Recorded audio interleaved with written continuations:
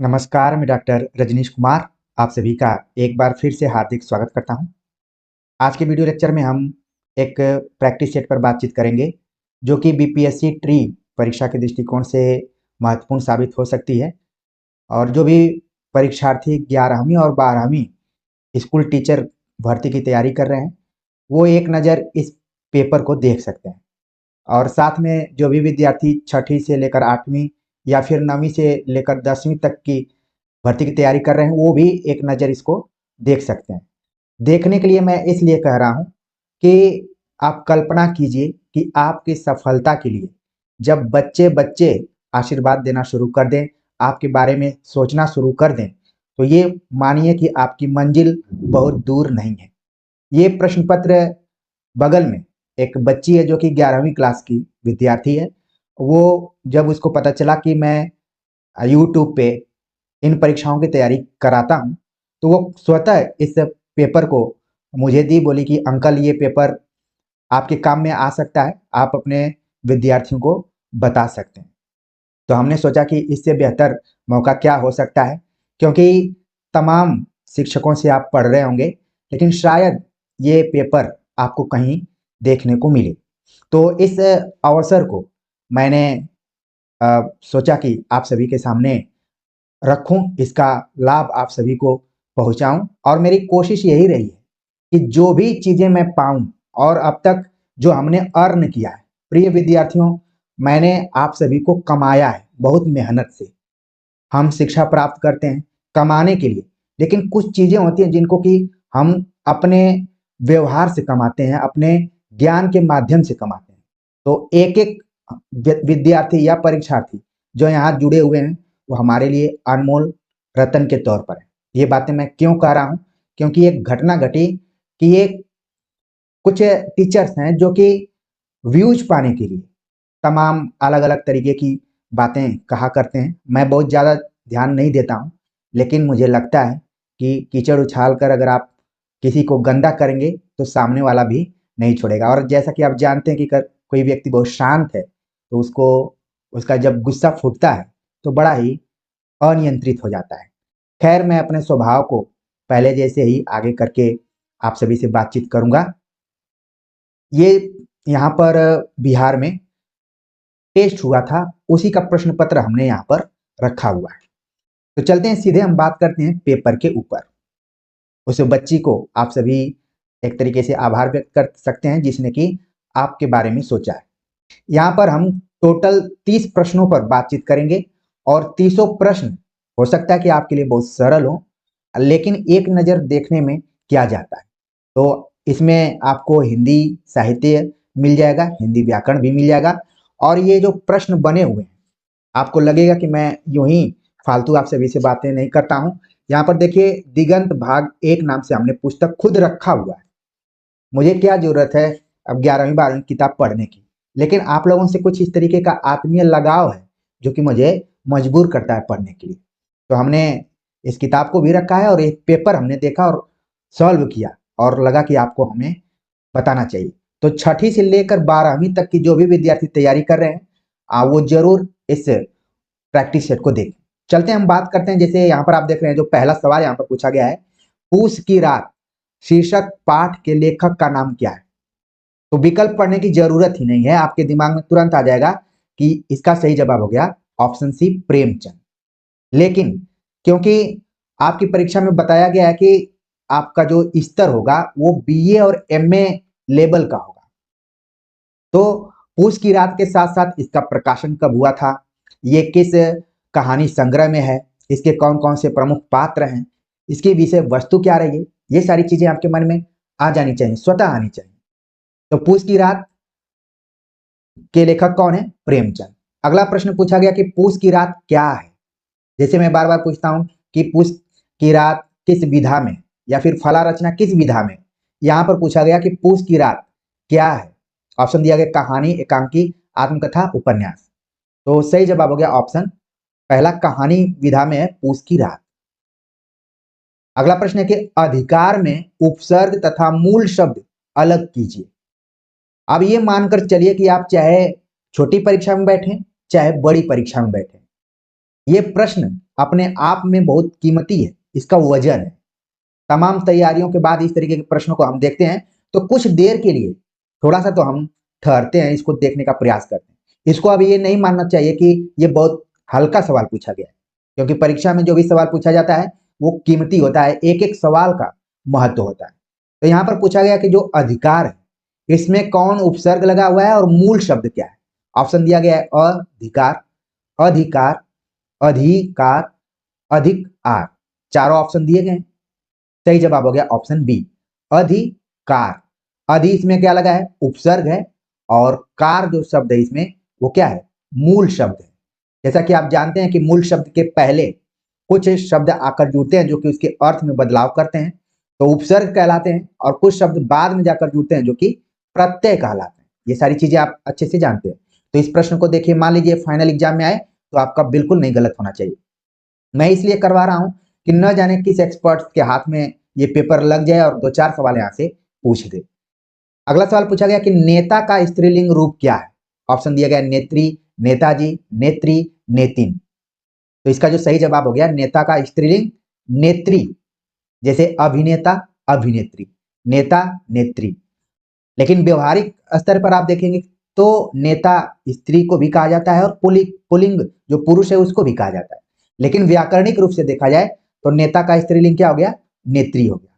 तो कुछ आपने देखा जो विद्यार्थी इस पेपर को दी है उसने ही खुद लगा दिया है, लेकिन बहुत सारे ऐसे प्रश्न हैं जिनको कि आप यहाँ पर नए हिसाब से देखेंगे। अगला जो प्रश्न है कि मानवीय शब्द में जुड़े प्रत्यय के लिए कौन सा विकल्प सही है। मानवीय शब्द दिया गया है और पूछा गया कि जो प्रत्यय जुड़ा हुआ है वो कौन सा है। ऑप्शन दिया गया है य, ईय, वी, ई। अब दो तरीके के ई दिया हुआ है, एक जगह ह्रस्व ई है और एक जगह दीर्घ ई है। तो आखिरकार इसमें कौन सा प्रत्यय होगा।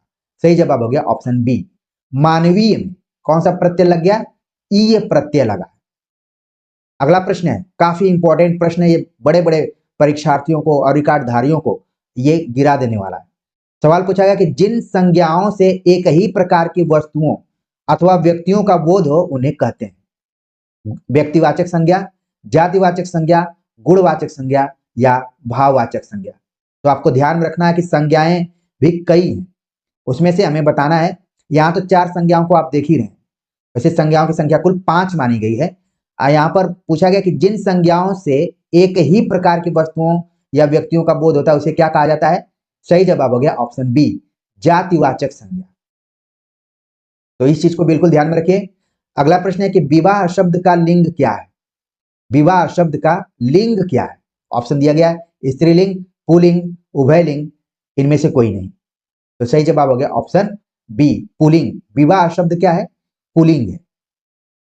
अगला प्रश्न है मां ने बच्चे को खिलौने खरीदे। मां ने बच्चे को खिलौने खरीदे, यह वाक्य किस कारक का उदाहरण है। ऑप्शन दिया गया है संप्रदान कारक, संबंध कारक, संबोधन कारक, करण कारक। तो इसका जो सही जवाब हो गया कि मां ने बच्चे को खिलौने खरीदे। ऑप्शन क्या हो गया, सही जवाब हो गया ऑप्शन बी, संबंध कारक। अगला प्रश्न है निम्न में से कौन सी कृति प्रेमचंद की है। ऑप्शन दिया गया कोसी का घटवार, ओ सदा नीरा, आधे अधूरे, निर्मला। तो प्रेमचंद की कौन सी कृति है ये हमें बताना है। तो जो ऑप्शन देख रहे हैं सही जवाब क्या हो गया, ऑप्शन डी हो गया, निर्मला। निर्मला प्रेमचंद का उपन्यास है। तो अपने स्तर को बढ़ाते हुए बीए या एमए लेवल का ले जाएंगे तो निर्मला की विषय वस्तु क्या रही है, इसका प्रकाशन वर्ष क्या रहा है, कौन कौन से पात्र रहे, ये सारी चीजें आपको ध्यान में रखनी पड़ेगी। अगला प्रश्न है हल्कू के संगी कुत्ता का नाम क्या है। जैसे यहां पर शब्द आया हल्कू, आपके मन में तुरंत आ गया होगा ये पूस की रात कहानी का एक पात्र है। लेकिन पूस की रात में एक पशु का जिक्र हुआ है जो कि कुत्ते के तौर पर है, उसका नाम क्या है। ऑप्शन दिया गया है लबरा, जेबरा, जबरा या शेरू। तो इसका जो सही जवाब है यहाँ पर ऑप्शन सी है, जबरा। कई किताबों में इसको झबरा भी लिखा रहता है। तो खासतौर से आपको ध्यान में रखना है कि हल्कू के साथ एक कुत्ता था जिसका नाम था जबरा। अगला प्रश्न काफी इंपॉर्टेंट है, अगर आप कहानी को पढ़े रहेंगे तभी इस चीज को समझ पाएंगे। पूछा गया कि तकदीर की खूबी है मजूरी हम करें मजा दूसरे लूटें। प्रस्तुत कथन किसका है? ऑप्शन दिया गया मुन्नी का, हल्कू का, सहना का, पवन का। तो आपके तो दिमाग में आ गया कि ये जो कथन है ये पूस की रात नाम की कहानी से लिया गया है, लेकिन किसका कथन है? सही जवाब हो गया ऑप्शन बी, हल्कू का। हल्कू जब अपने खेत की रखवाली करने जाता है और उसके साथ उसका कुत्ता भी है, उसके साथ ये बात करता है, उसी से ये संवाद है कि तकदीर की खूबी है मजूरी हम करें मजा दूसरे लूटें। अगला प्रश्न है कि हल्कू कैसे जान सका कि रात अभी पहर भर बाकी है? तो हल्कू कैसे जाना कि अभी जो रात है पहर भर बाकी है? ऑप्शन दिया गया है सप्तर्षि को देखकर, घड़ी को देखकर, मुन्नी से पूछकर, सहना को देखकर। सही जवाब है ऑप्शन ए, सप्तर्षि को देखकर ये उसने अनुमान लगाया कि रात अभी पहर भर बाकी है। ये सभी प्रश्न कहां से बन रहे हैं? एससीईआरटी की पुस्तक से। जो आप लोग कमेंट्स करते हैं कि एससीईआरटी से किस तरीके से प्रश्न बन सकते हैं, यहां पर आपने देख लिया। अगला प्रश्न है कि सर्वनाम के कितने भेद हैं? ये तमाम बड़े बड़े परीक्षाओं में आप देख लेंगे, यूपी, टीजीटी, पीजीटी, यहां तक कि नेट की परीक्षाओं में भी इस तरीके के सवाल आ जाते हैं। तो सर्वनाम के कितने भेद हैं? ऑप्शन दिया गया 11, 5, 7, 6। तो सही जवाब है ऑप्शन डी, 6 भेद हैं सर्वनाम के। और वो कौन कौन से भेद हैं उनको हम एक बार लिख देते हैं। यहां पर आप लोगों के लिए मैंने लिखा भी है।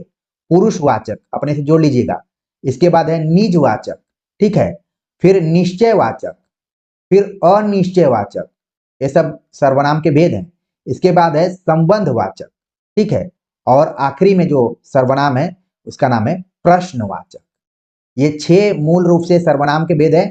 कई किताबों में आप पढ़ेंगे, माना जाता है कि हिंदी में सर्वनामों की भेद कई जगह 11 भी दिया हुआ है, लेकिन मुख्य रूप से इसके भेद कौन 6 हैं उसको हमने बता दिया। अगला प्रश्न है कि निम्न में से कौन शुद्ध वाक्य है? शुद्ध वाक्य कौन सा है? ऑप्शन दिया गया मैं गाने की कसरत कर रहा हूं, श्री कृष्ण के अनेक नाम है, उसकी पत्नी बड़ी लंबा है, मैं आपकी दर्शन करने आया हूं। ये देखिए, ये भी प्रश्न काफी स्तर का है। तो गाने की कसरत नहीं होता है, बल्कि हम गाने का अभ्यास करते हैं या फिर जिसको बोला जाता है कि रियाज कर रहे हैं। श्री कृष्ण के अनेक नाम, ये ऑप्शन इसमें सही है, बाकी सब क्या है? अशुद्ध है। उसकी पत्नी बड़ी लंबी है, लेकिन लंबा यहां पर हो गया।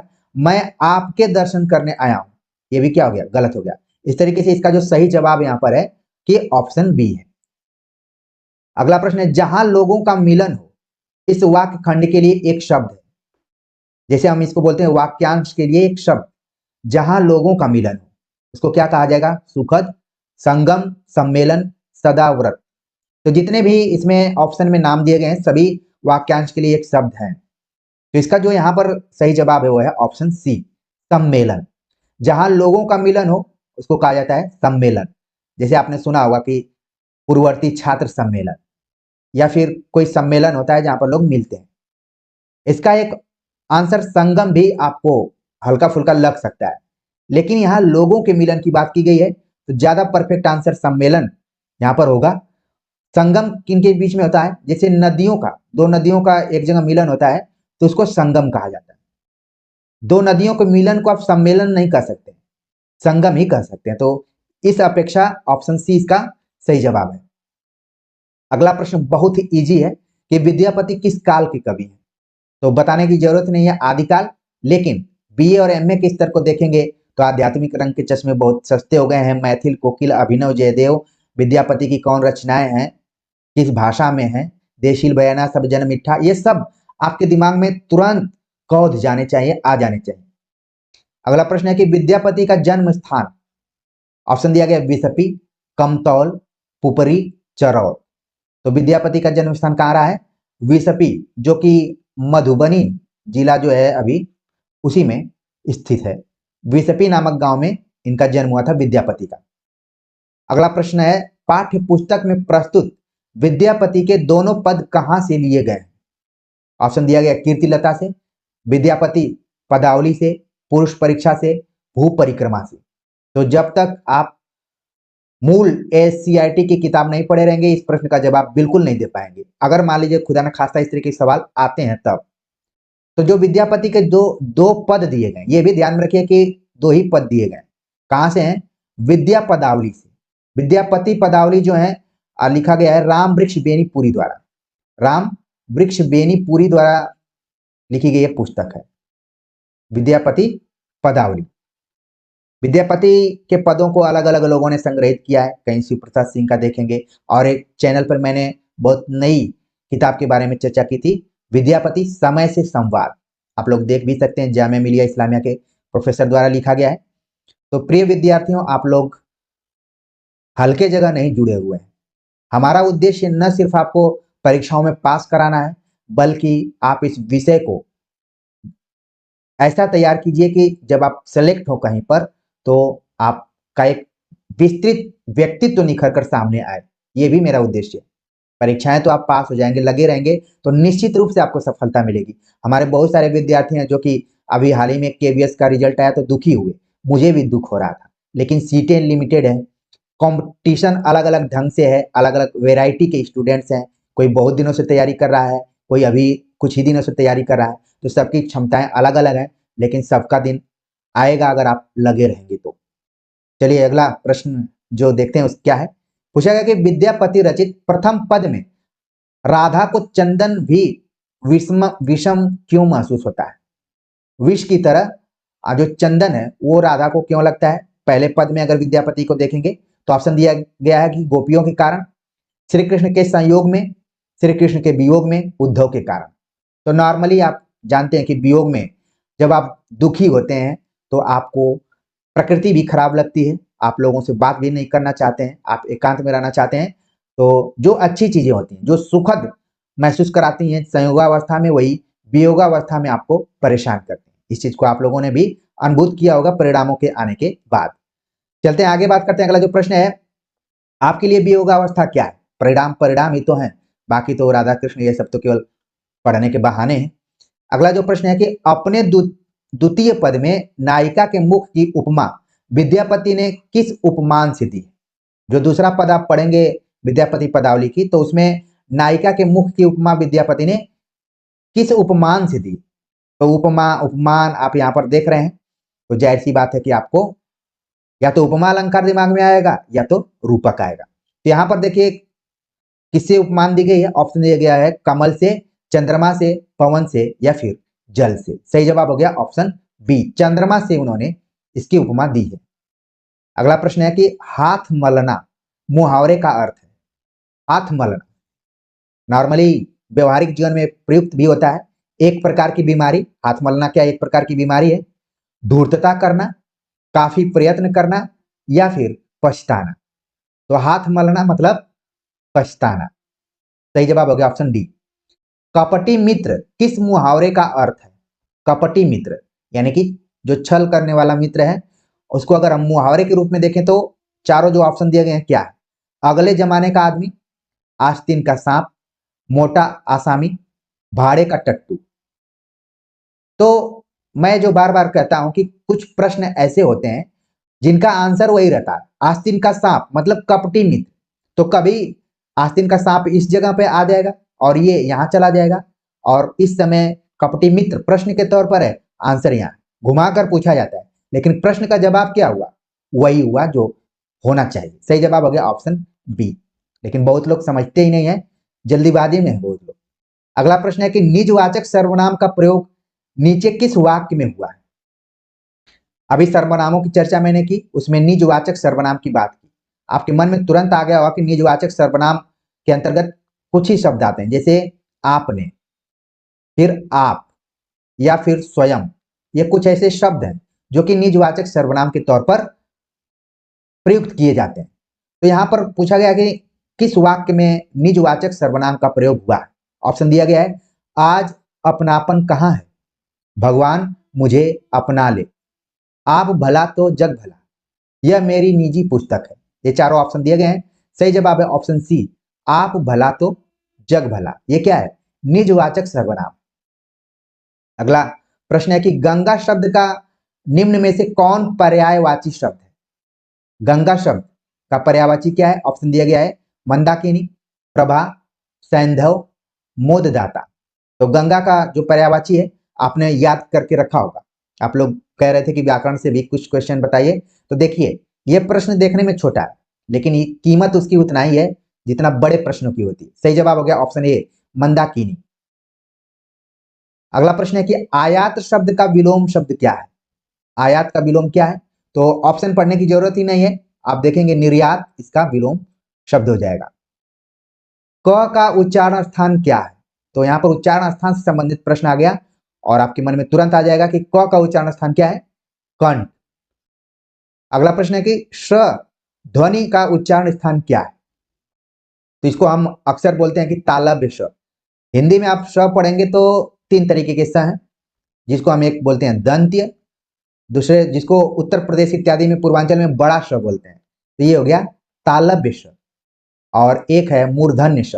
तीन शवों की बात की गई है, ठीक है। तो देख लीजिए, तो इनको याद रखिए। आज तालव्य श पूछा है, बाद में दंत्य या फिर मूर्धन्य भी पूछ सकता है। सही जवाब हो गया यहाँ पर तालु। तालु को ही तालव्य भी बोलते हैं। अगला प्रश्न है जो जाना माना प्रश्न है, निम्न में से कौन अभिनव जयदेव भी कहे जाते हैं? ऑप्शन दिया गया प्रेमचंद, कबीर, कुमार गंधर्व, विद्यापति। ऑप्शन को ध्यान दीजिए, सही जवाब हो गया ऑप्शन डी, विद्यापति को अभिनव जयदेव भी कहा जाता है। अगला प्रश्न है कि प्रेमचंद का निधन हुआ था, प्रेमचंद का निधन कब हुआ था? ऑप्शन दिया गया 8 अक्टूबर 1936 को, 31 जुलाई 1880 को, 6 जनवरी 1940 को, 2 अक्टूबर 1947 को। तो इस प्रश्न का जवाब हमें जल्दीबाजी में नहीं देना है, आराम से पढ़ना है। हो सकता है कुछ विद्यार्थी बी रंग के बैठ जाए, निधन के स्थान पर जन्म बता दें, लेकिन सही जवाब क्या है इसका? ऑप्शन ए है 8 अक्टूबर 1936 को प्रेमचंद का निधन हुआ था। अगला प्रश्न जो कि आखिरी प्रश्न है, मुन्नी के पति का नाम क्या है? ऑप्शन दिया गया सहना, जबरा, लल्ला या फिर हल्कू। तो मुन्नी पूस की रात की स्त्री पात्र के तौर पर प्रयुक्त की गई है। सही जवाब है ऑप्शन डी हल्कू। तो देखिए ये प्रश्न पत्र जो था 11वीं 12वीं की तैयारी करने वाले परीक्षार्थियों के लिए था, लेकिन अगर इसको 6ठी से लेकर 8वीं 9वीं से लेकर 10वीं तक के परीक्षार्थी भी देखे होंगे तो उनको एक आइडिया लगा होगा या फिर अपना स्व मूल्यांकन वो कर लिए होंगे कि हमने जो तैयारी करनी शुरू की है, खासतौर से जो व्याकरण के प्रश्न रहे वो कितनी आसानी से इन प्रश्नों को कर पाए। बाकी आपकी तैयारी से संबंधित जो भी महत्वपूर्ण लेक्चर्स जरूरी हैं उनको हम लगातार ला रहे हैं और आप सभी से जुड़े हुए। तो उम्मीद है कि आज का ये प्रैक्टिस सेट और जो भी प्रश्न रहे होंगे आपको अच्छे लगे होंगे। कमेंट्स कर जरूर बताइएगा। मिलते हैं एक नए टॉपिक के साथ, तब तक के लिए नमस्कार।